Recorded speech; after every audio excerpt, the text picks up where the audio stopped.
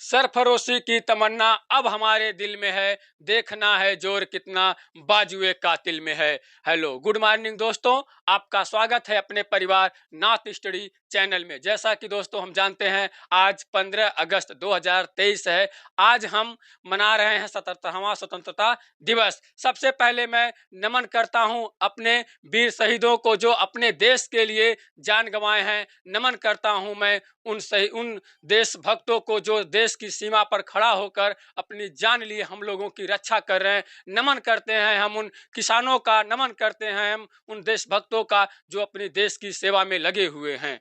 दोस्तों, आप जानते हैं कि हमारे देश की आज़ादी के लिए लोगों ने सब पहले गलियों में घूमकर आज़ादी के लिए अंग्रेजों को खदेड़ते थे। उसी तरह से एक बार की घटना है, 13 अप्रैल 1919 को सैफुद्दीन किचलू और सतपाल को छुड़ाने के लिए देश के हजारों लोगों ने बस अमृतसर में जलियांवाला बाग में लोग इकट्ठा हुए थे।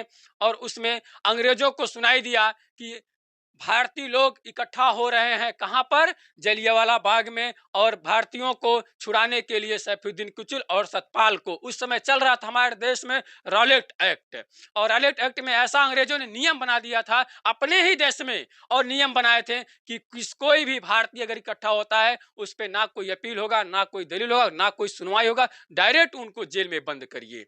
और इसको सुनकर, भीड़ को सुनकर, अंग्रेज ने, जनरल डायर ने भीड़ को चारों तरफ से घेरने के लिए कहा, और एक तरफ से, तीन तरफ से बना दिया घेरने के लिए, और एक तरफ से अंग्रेज की सेना तोप लेके खड़ा हो गए। और वहां पर ज्यों आया अंग्रेज के सिपाही और सैनिक हमारे देश भक्तों पर लगा गोली चलाने के लिए, गोली चलाने लगा, तोप चलाने लगा, और हमारे देश के जो भी थे जवान थे भागने लगे इधर उधर।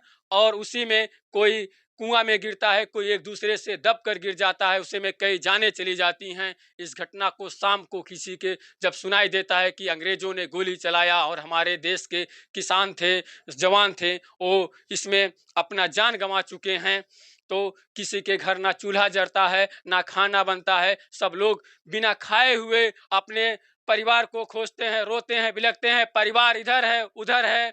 और इस घटना को देखते हुए गांधी जी ने और हमारे देश के लोगों पे आक्रोश हुए सैनिक, उस पे भगत सिंह थे। उस समय भगत सिंह ने उन शहीदों को टीका लगाकर कसम खाए कि मैं अंग्रेजों को खदेड़ कर यहाँ से दम लूंगा।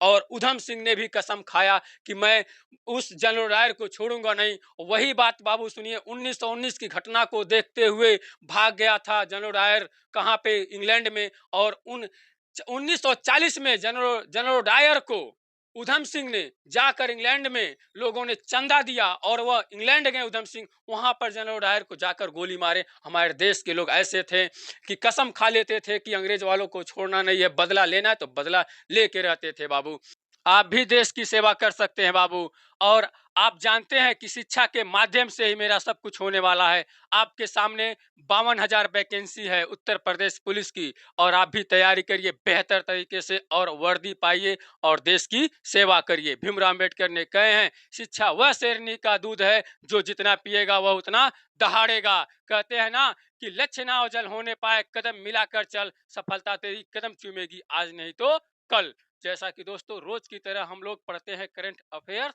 और आज मैं आपके लिए लेकर आया हूं करंट अफेयर्स। बाबू, नोट बनाइए, अच्छे से तैयारी करिए। आपकी लाइफ आपके हाथ में है, आप ही अपना जीवन संवार सकते हैं, और आप ही अपना जीवन संवार सकते हैं। आइए बाबू देखते हैं पहला क्वेश्चन। ठीक है, पहला क्वेश्चन है, राष्ट्रीय सुरक्षा के लिए साइबर हमलों के खिलाफ रक्षा मंत्रालय ने किस सुरक्षित ऑपरेटिंग सिस्टम को विकसित किया है। जैसा कि आप जानते हैं बाबू कि जब एक देश दूसरे देश सेना से जो आक्रमण होता है उसको रास्ता से भटक कर लोग किसका हमला करते हैं, साइबर का। और साइबर का हमला करते, कंप्यूटर द्वारा हमला करते हैं। तो बाबू आप देखिए, ये जो कौन है, रक्षा मंत्रालय। क्या है, रक्षा मंत्रालय। रक्षा मंत्रालय, रक्षा मंत्रालय ने जारी किया है क्या, आपका ऑपरेटिंग सिस्टम का क्या नाम है, माया। माया को जारी किया है कौन, रक्षा मंत्रालय। माया ऑपरेटिंग सिस्टम है, कंप्यूटर का जो भाग होता है उसमें जो जानकारी देगा आपको कि कोई देश साइबर हमला अटैक कर रहा है, उसको ये तुरंत ऑपरेटिंग सिस्टम बताएगा माया कि हाँ कोई आ रहा है, उसको बचाने के लिए यह लाया है क्या, माया आया है। कौन? रक्षा मंत्रालय। देखिए अच्छा, रक्षा मंत्रालय, रक्षा मंत्री कौन है? रक्षा मंत्री कौन है? रक्षा मंत्री कौन है? राजनाथ सिंह। अच्छा, रक्षा मंत्री हैं। ठीक, रक्षा मंत्रालय के तहत आता है, कई विभाग आते हैं, लेकिन मुख्य तीन होते हैं। कौन? वायु, वायुसेना, ठीक, होता है क्या?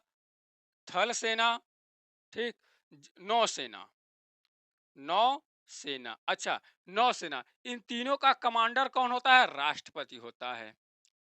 राष्ट्रपति होता है। कौन होता है? राष्ट्रपति होता है। ठीक, अच्छा, वायुसेना, वायुसेना के सर्वोच्च पद को क्या कहते हैं? Vice air chief marshal. क्या कहते हैं? चीफ एयर चीफ मार्शल कहते हैं। क्या कहते हैं? मार्शल कहते हैं। थल सेना को जनरल कहते हैं। जनरल कहते हैं। क्या कहते हैं बाबू? जनरल कहते हैं। और नौसेना को क्या कहते हैं? एडमिरल कहते हैं। एडमिरल, एडमिरल कहते हैं। अच्छा, रक्षा मंत्रालय कह देगा कि भारत के, तो जो भारत के गुप्तचर संस्था क्या है, कह देगा क्या? गुप्तचर, गुप्तचर संस्था। गुप्तचर संस्था क्या है बाबू? देखिए, भारत का क्या है? सीबीआई है, सीबीआई है, आईबी है, और क्या है? रॉ है।